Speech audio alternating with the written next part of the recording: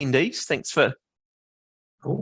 for coming on to this webinar that we're excited to present. It's things I wish I knew I started. I guess when you go on from that, started my career in property management or started my property management business. So I think it's going to appeal to a great number of our members at RPMA. So thanks again for coming on board. I know that you'll be busy because you had Anzac Day off, or I hope you did. So cheers for making the time to do this webinar with us. A little bit of housekeeping. Time-wise, I reckon we're down one panelist, so it's just Richard and I taking you through. So I think Richard and I will have you finished by 11:30, and you'll be off for a cup of tea and a bicky by 11:31. Right, questions. We do things a little bit differently. You don't need to wait to ask a question. At any point in our webinar, you can just put a question in. It's a little Q&A text and icons, hopefully in the bottom of your screen. You can put them in at any time. Go for it, and we'll answer it in real time. So questions are good. I've told you a little bit about time. If you ever see a young lady pop up under the RPMA icon, that is Marcia. She is the administrator of the RPMA, and she's running the controls for this webinar. So without further ado, I would like to introduce Richard Horne. Richard is from managemyproperty in Wellington, and he is also a committee member, a very valued committee member of the RPMA.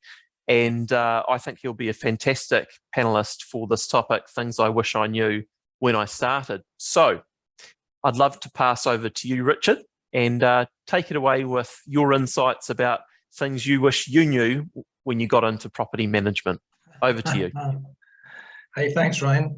Morning, everybody. And I appreciate your time is valuable, and you're spending some of it with me, which is possibly ill-advised, but there you go.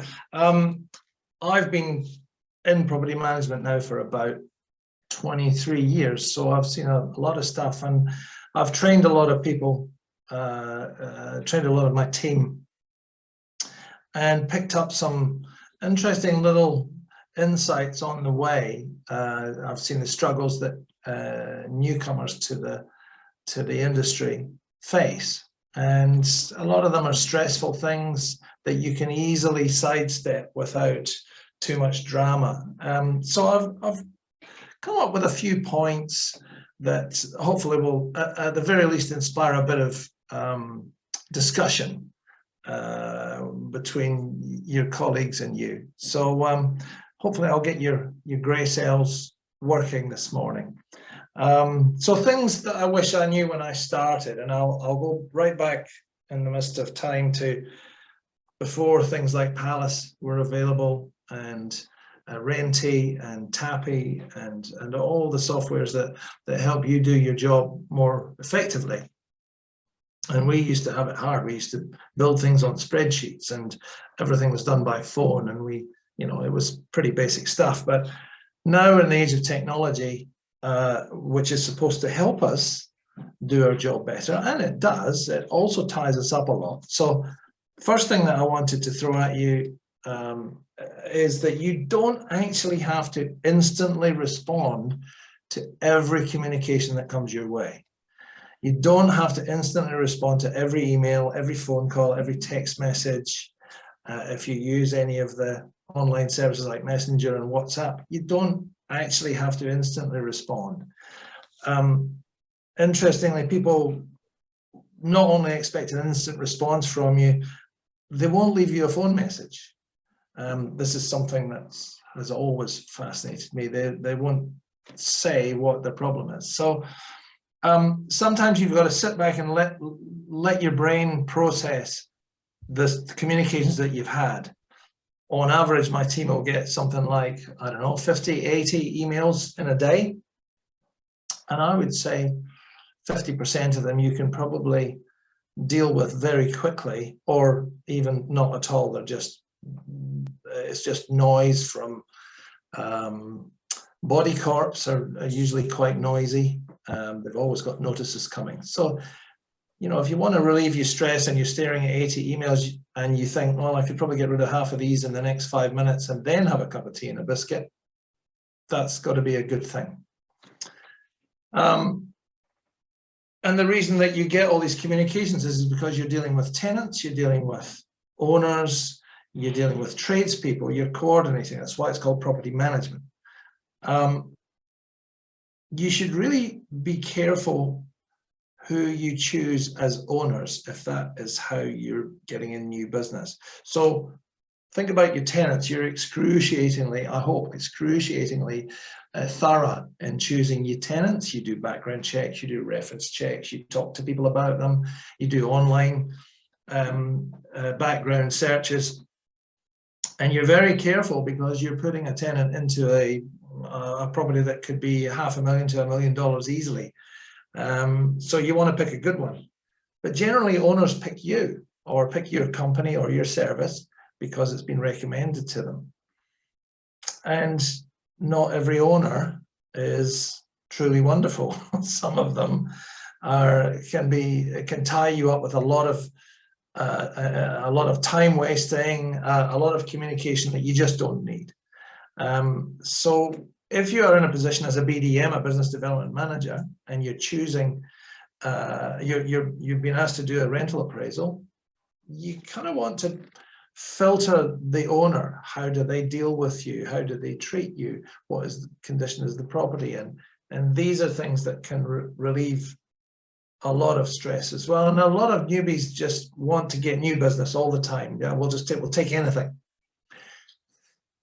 And you can end up making a bit of a rod for your own back. I think it's important that you learn what kind of owners you would like to work with. I have actually just done 2 appraisals last week, at the end of last week, and both I turned down for specific reasons, but which I won't go into. But you need to know what your reasons are for turning somebody down, or what your reasons are for selecting an owner that you want to bring onto your rent roll. So it's good to have a filter that way. Something that I really wished I knew when I started is that you don't need to get everything done today. And I see this with when I bring on a new team member. I'll quite often see this. They'll go through a lot of stress initially. Once they get their heads around the basic operations of the day, they'll stare blankly at their inbox, their email inbox, and go, God, I've got a lot of stuff to get through. Their phone, the desk phone's ringing, their mobile's ringing, they're getting texts. It's a lot to assimilate, and you don't have to get everything done. And something that I'm very, very strong on, and I've got one of my new team members who just started about a month ago. I've been working with her on this. Don't work in the evenings and the weekends thinking that you're going to catch up. If you look at your emails on Sunday night before you go to bed, you're going to get the jump on Monday, because you won't. What you'll do is stress yourself to the max. And if you've come into this industry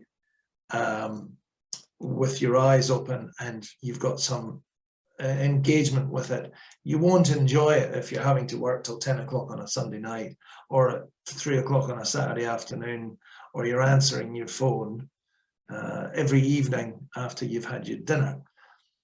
My advice to you with your mobile phone, because you will have a mobile phone that's part of your job, is put it on charge in the kitchen, not in the bedroom. Put it on silent when you get home, and it'll buzz, and if somebody leaves a message, you can respond to it. From my experience, 23 years doing this, I have never had a reason to get into the car and go to a property other than if somebody had locked themselves out. I've dealt with two deaths. I've dealt with a fire. I've dealt with a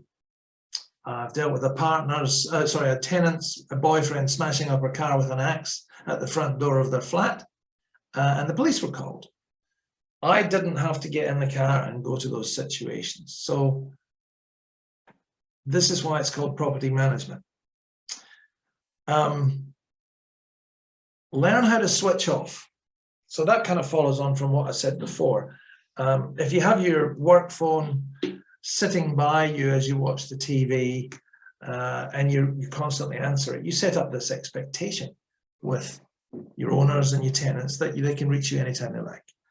You've got to learn how to switch off. So switch off your phone, don't look at your emails, go and watch a movie or get a hobby that lets you unwind, because if you don't, you will suffer what we see quite frequently in this game. And Ryan, you must see this as well. You see there's two things that happen in my book. One is they hit the wall. So new property managers will hit a wall where they go, it's all too much. And they break through the wall or they leave the industry. And the ones that break through the wall are the ones that build really strong careers. And the other thing is burnout. You will see burnout. I've seen that several times now where it just gets too much and they have to leave the industry. And it's a shame, because it's not that difficult to break through that wall. And you do that by not answering your phone at 10 o'clock on a Saturday night. Would that be fair, Ryan?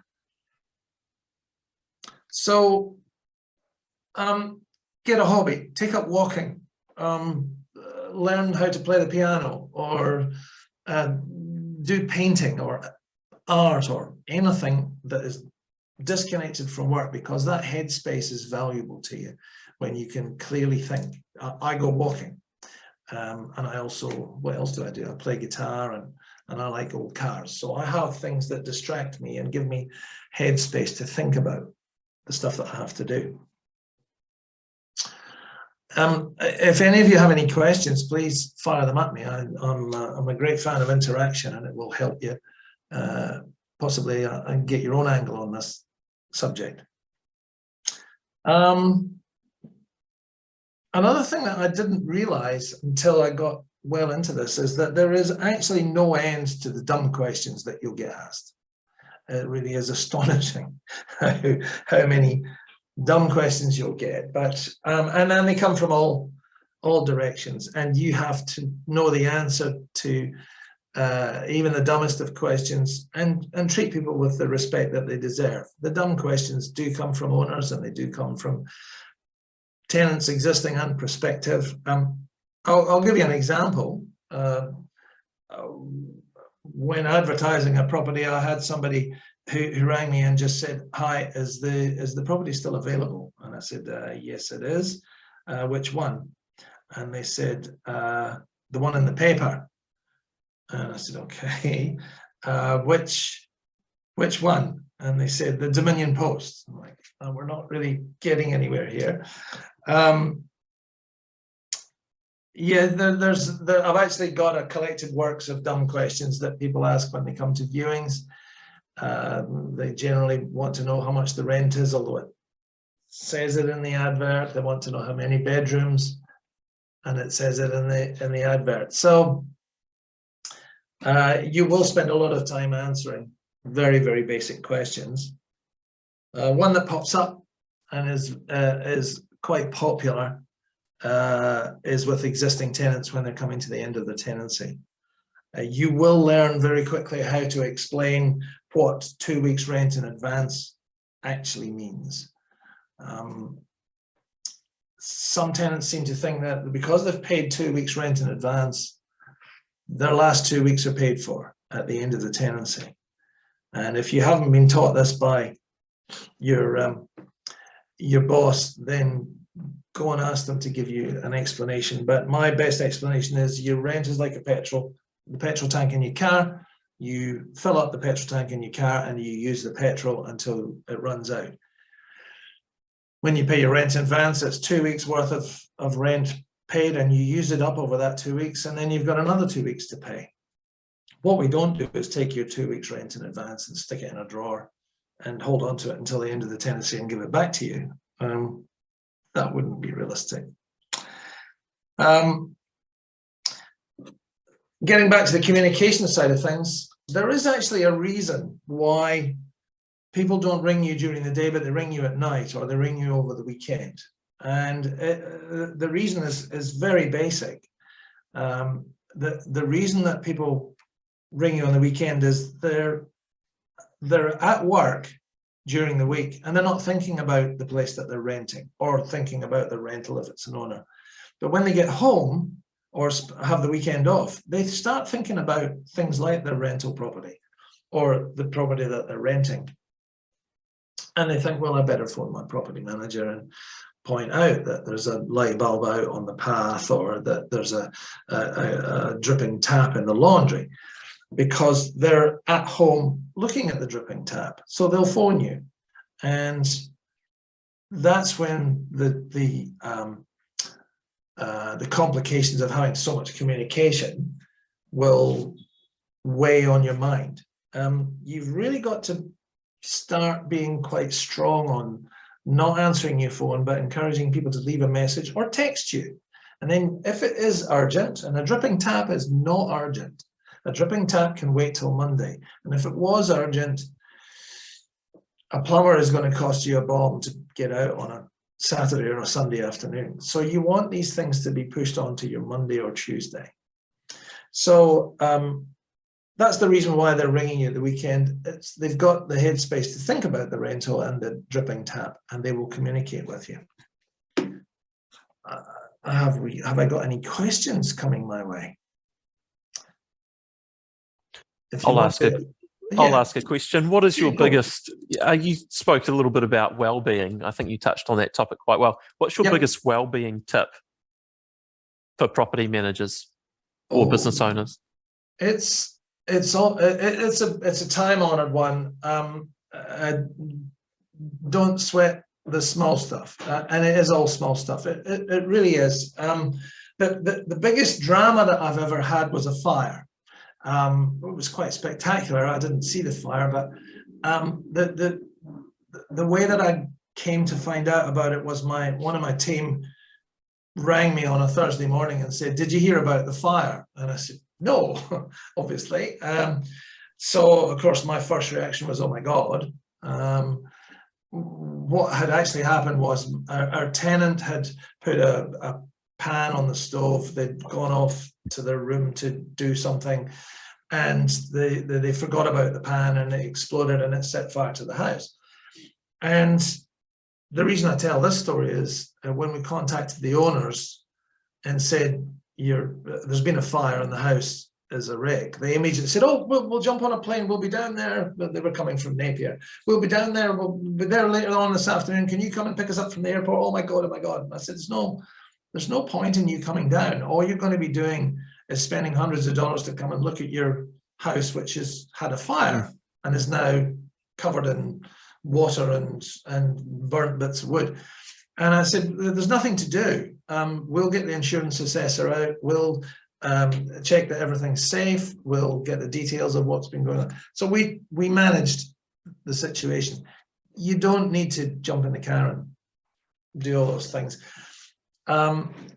It is all small stuff. It really is. This is a very simple, it's a simple industry to understand, because we are lucky that we have the RTA as our rule book, and as long as you follow the rules and you communicate well with people, it's not hard. Nice one. Oh, well, that was a brilliant talk. Thank you very much, Richard. And who knows, maybe some questions will come through later on. What I particularly liked about that at the end especially was, I think you were saying, it's really about keeping things in perspective. I used to have a staff member who said to me, I said to him, "Aren't you worried about, this and this happening at your properties?" And he goes, "Ryan, it's just property management." And I've never forgotten that. We're not operating on people's brains. No. We're not saving people. So it's just property management. And the other saying he used to say is, if something went wrong, and he remained very, very cool as a cucumber, he used to say, "No one died." And it's true. We've got to keep things in perspective. You have to. "No one died" is a good one, actually. Yeah. Yeah. It really is not rocket science. Something else that resonated for me, Richard, it was actually at the beginning of your talk. You said, I think you encourage your staff to let your brain process the message. So don't break your back and rush out and reply.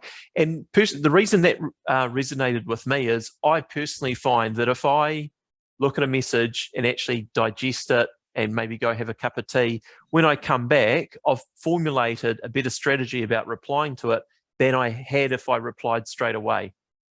So yeah, I think that's a good idea. I've got a couple of things to add to that, Ryan. Sorry to just Go for it. Every now and then you will get, as a property manager, you get one of those emails. So you get an email that is from side to side, top to bottom, just words. It's a big block of text and it's a rant. It's either a tenant or an owner, and they've gone off at you, and it will ruin your day when you open up one of those emails and you'll just look at the screen and go, oh shit. It's a horrible feeling. So what I train my team to do, this is something I learned many years ago. I take a copy of the whole email and I throw it into a Word document or a notepad document, and then I take out all the words, I delete all the words that don't actually address the core issue. One of my team did this morning. She said, I did what you said and I ended up with the dishwasher doesn't work and there's a dicky light switch in the laundry. And the rest of it was just fluff. So she took all that stuff out and she's left with two things to do. She booked them and then she went back to the ranter and said, dishwasher will be fixed on Friday and the light switch, the electrician will be in on Thursday afternoon. Problem solved. She took all the meat off the bone and dealt with only the bone. So yeah, you're quite right. Nobody died. There's something similar to that, Richard. There's a saying, you're probably familiar with it, but if you get this snarky email from a tenant or a landlord or whatever, what you're supposed to do is, with your angry reply that you write back, write the angry reply and then delete it. Yes, so, including the swear words. Yes, that's right. Right, Marcia, could you please bring up my slides? I'll have the floor for probably 10 minutes and we'll get everyone back to work by shortly after 11:30. So next slide, please, Marcia. This is the slides I should have brought up at the beginning, the introduction about both of us. Right, so there's just fine. So this will be my presentation, a little bit about my background. I got into property management, I guess you could say, when I was 19. I bought my first investment property in the beautiful city of Dunedin. My parents were quite involved in property development and they bought a property management business when I was 22. And it was called Propertyscouts. I had a career in finance, and then when I was 28, I actually started an independent property management company in Auckland. By that stage, my parents' business, Propertyscouts, had started franchising around the country, including multiple sites in Auckland. So it turned out that I was actually competing with my parents' company. Just when the pandemic hit, I had sold my independent property management company, which I'd grown to about 300 managements. So I've come across a lot of the situations that Richard, or the horror stories that Richard's come up with as well. We've also had armed defender squad storm an apartment that we were looking after, had it all caught on video. Then when I was 34, I sold the independent property management company. I think I just mentioned that. And I bought into my parents' business. So now I work at Propertyscouts as the sole director. Day to day, I could be starting up new franchises, training new franchises, training existing franchises, writing something for our 400-page operations manager, our 400-page ops manual, and also constantly working on process improvement. So that's a little bit about me. Hopefully I can add some value to this webinar about things I wish I knew when I started. So if we could have the next slide. The first slide talks about technology. And click next again. Thank you very much. So one thing we did when we set up back in 2013 in my friend's bedroom. And what we did was we thought we were pretty smart. We went out there and got some software It was console and a few other bits and pieces, and away we went. And we thought that we could handle the technology pretty well, so we didn't take up all the training that was available to us. But what it turned out to be was, because we hadn't done all the training and bothered researching how this technology could help, it turned out that we were only scratching the surface of what the technology could do for us. So with our console system, which is the Palace equivalent, we weren't even using it to create work orders. We weren't even using it to invoice for water. We would do that all manually over email and over spreadsheets. So I guess what I'm saying is, my advice, if I could give myself some advice back in the day, is really look into using the systems to their full potential. Next. Number 2, I think we were a bit slow in the take-up of new systems. As you guys know, over the last years, there's been so many amazing systems added to our industry, you know, Renty and Tapi and those sorts of things. Now, whilst when they came out, we took notice of them, we were a bit slow on the uptake of new systems. So basically, like when Viewing Tracker came out, you know, that was a great thing for us, but I think we waited a year or two before we actually poked our head up and asked for a demo. So my advice to you is, when new systems come out, don't wait. Spend 30 minutes and have them give you a free demo and understand, is it going to help my business in terms of productivity, efficiency, and time saving? Because if it does, it could be a case of bringing that into your business sooner rather than later. And thirdly, with technology, embrace anything that saves you time. So, like for instance, if someone texts me and says, "Hey Ryan, I saw the property at 1 Smith Street. I'd love to come and see it. When are the viewings?" I'm not going to go type him a text message and say, "Oh, g'day Stuart, the following viewings are coming up, da da da da da." I can click 2 buttons on my phone. It's an automatic reply and it says, "Hello there. Thank you for your inquiry. Here's a link to our website where you can see all the upcoming viewings. If the viewings don't suit, or if there are none established, please still give us your details through our portal, because it means we can circle back to you once we've set up some times." There's so many ways you can save time in property management. I won't mention all of them. Another good one is, for all of our rental signs and on our adverts, we have an 0800 number. That 0800 number is dedicated to tenant inquiries, because whilst we've found that they're important to us, they really do distract you and disturb you when you're trying to do your property management job. For instance, if you're working on a complicated quote for a complicated maintenance job, if you get rung up by someone who doesn't sound that great, and they say, "Oh, how do I go about applying for this property or booking in for this property?" that's a disruption to you. So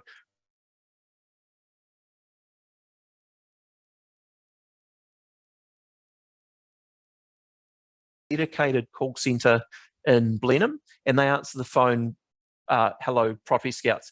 What property are you interested in talking to us about?" And they take the message and they send it through to us. They load the person into Viewing Tracker. They can book the people in, and it just saves a lot of time. So they are just some examples of time-saving measures. I've got heaps and heaps. So yeah, on to the next slide, please.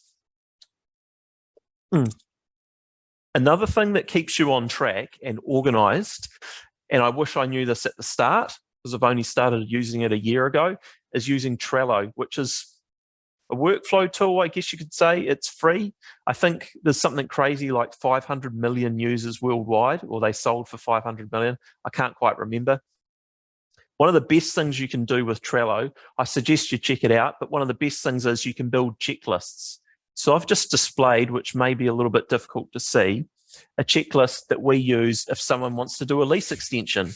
And of course, you'd have checklists for if someone wants to vacate, new business, renting a new property, lease assignment. You can just have heaps, and it keeps you on track. And not only that, but you can collaborate with other people in your team. So if preparing the lease extension agreement is the job for your office manager, you just tag them in, and that shows up on their Trello that they have to do that part. So yeah, on that, there's about 10 or 15 steps.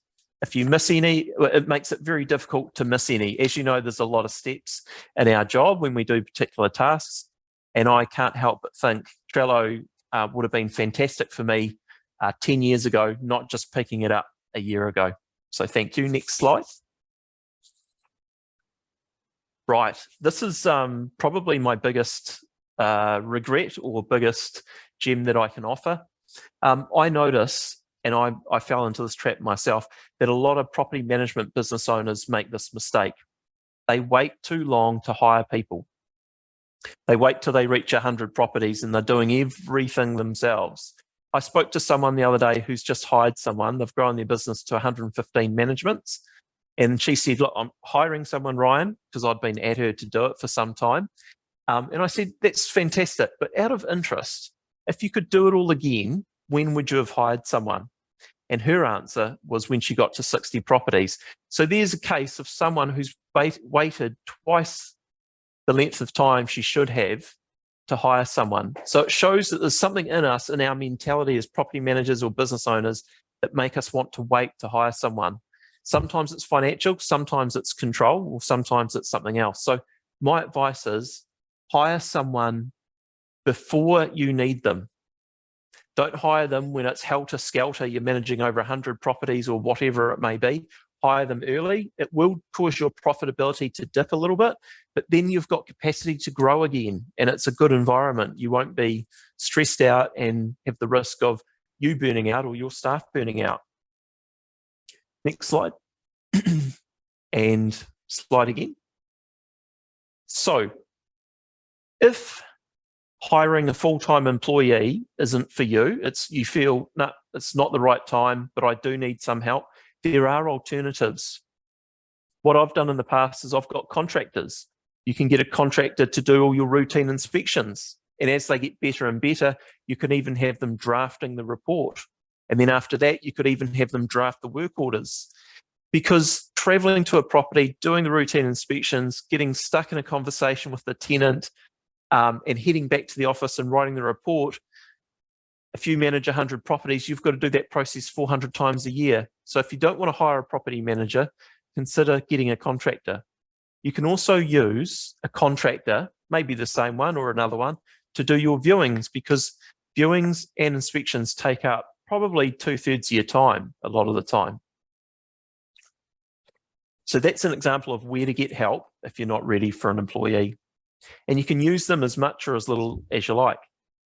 Next slide, please, Marcia. I would even go back and have someone updating my social media and making content to go on my website. As a property manager, you get so busy, so what drops off? That's a classic example of what drops off. There are alternatives out there, though. If you go onto student job search, you'll be able to find someone who will be really stoked to be organising your social media and writing you a property management article per week. And they only ask for a pretty fair amount, if you know what I mean. So consider outsourcing that stuff rather than trying to do it for yourself, by yourself, and never getting around to it.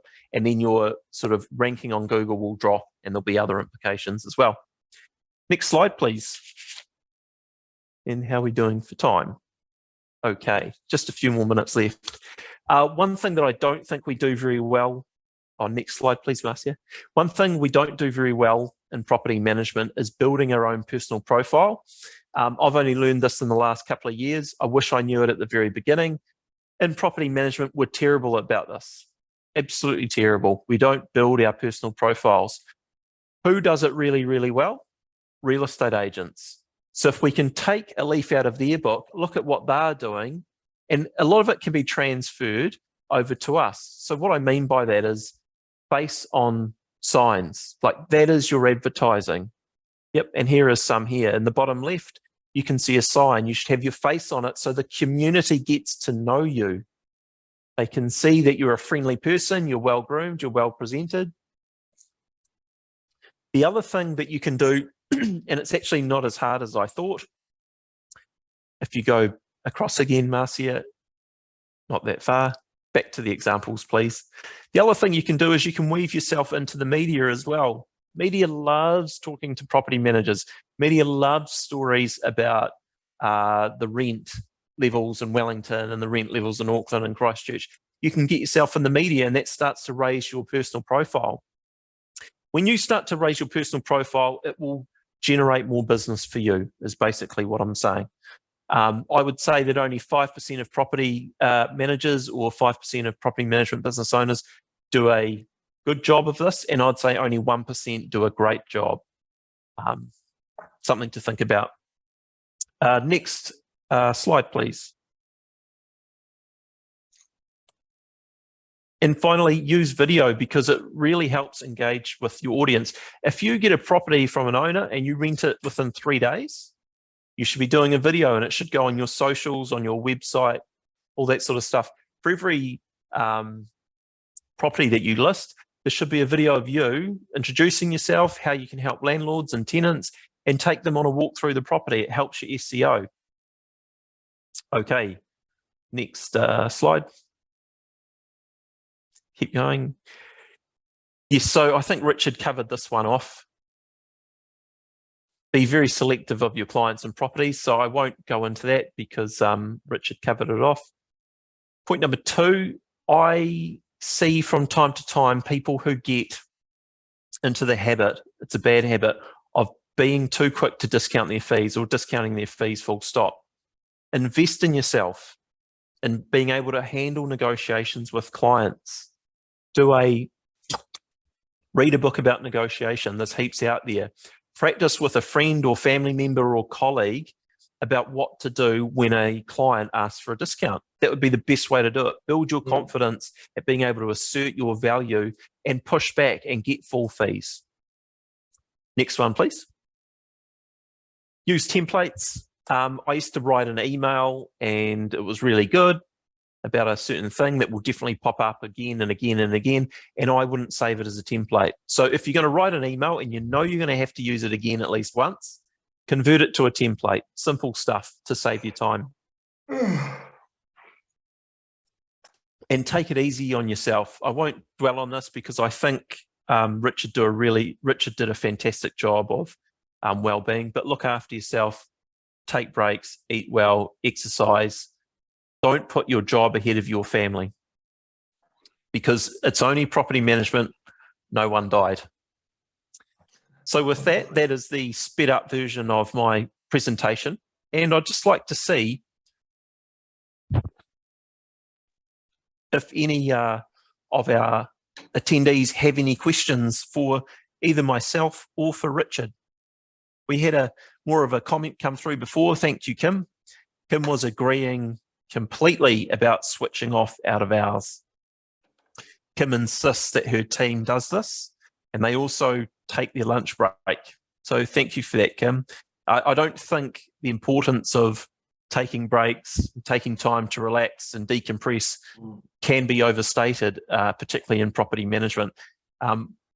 My father used to say, you are just a mouse on a wheel when you're a property manager. The work doesn't stop. It's impossible to clear your desk at the end of the day.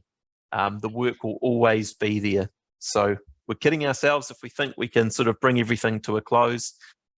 It doesn't happen in property management. No, it doesn't. Okay. I've actually got a quick tip for you, which I gave to you, Ryan, a while ago. Now, you were talking about taking breaks and taking holidays. Very important that you take holidays and take breaks. But a trick that I learned years ago, which I swear by now, is, it's great when you book a holiday, you've got it moving towards you in your diary and you're looking forward to it. Before you go on that holiday, book another one. Not after you've come back, because after you've come back, you'll go, oh, that was great, but you won't book another one for ages. Book a holiday before you go on holiday. Oh, I like that, and I've been mentored by you, Richard, on that, and I have adopted that. Excellent. It is very, very effective. I have several holidays booked. Good. Okay, so hopefully the RPMA members go off and book some holidays this afternoon. Yes. On that high note, just want to thank the members for tuning in to this webinar. Hope you found it helpful. Sort of sharing, I was basically sharing the mistakes that I've made, so I hope people can benefit that way. And Richard had so many great insights from his long tenure in the industry. So thank you, Richard. And thanks all the members for being members of RPMA, and enjoy the rest of your Thursday. Thanks, guys. Bye-bye. Bye.